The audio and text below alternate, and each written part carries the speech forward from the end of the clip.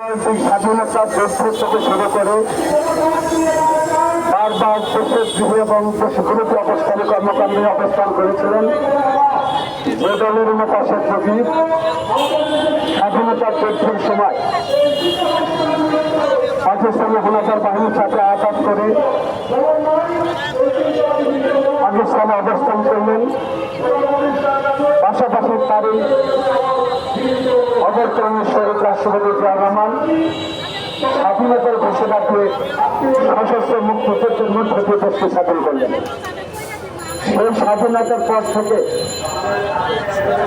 যে মুজিব পরিবার, আমি মুজিব পরিবারকে নিয়ে কথা বলবো, অর্থাৎ শেখ মুজিব 10ই জানুয়ারির পরে 72 সালে 10ই জানুয়ারির পরে ক্ষমতায় এসে তিনি সর্বপ্রথম প্রতারণা করেছেন সংবিধানের গণতন্ত্রের উপর, সংবাদপত্রের স্বাধীনতার উপর। সমস্ত দলগুলোকে বন্ধ করেছে একদল বাকশাল প্রতিষ্ঠিত করেছিলেন। সেই বাকশালের ন্যায়সঙ্গত অধিকারের প্রতি কথা বলতে গিয়ে বাংলাদেশের প্রায় 40,000 মায়ের বুক খালি করা হয়েছে।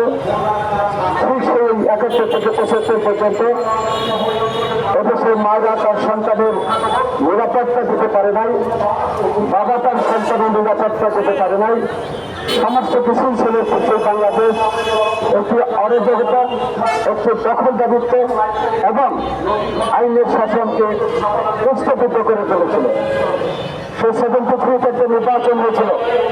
যে নির্বাচনকে চেয়ে যে নির্বাচনের জন্য তত্ত্বাবধায়ক সরকারের জন্য এই জয়নাল আবদিন ফারুকের উপর অবর্জিত ঘটনা ঘটিয়েছে, তাকে হত্যা করা নিয়ে তিনি তার দাবি ছিল যে বেগম খালেদা জিয়া যে কথাটা বলেছিলেন যে তত্ত্বাবধায়ক সরকার ছাড়া কোনো নির্বাচন বাংলাদেশ জাতীয়তাবাদী দল যাবে না।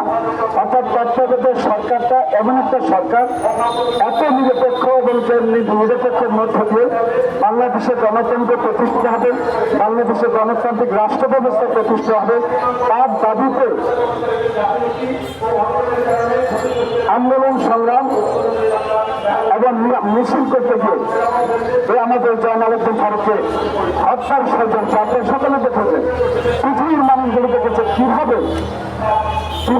একজন পশুকে এইভাবে হামলা করে যেটা করেছেন জয়নাল আবদিন ফারুকের উপর। এই যে গতকালকে দেখেছেন ছোটদের নাম করে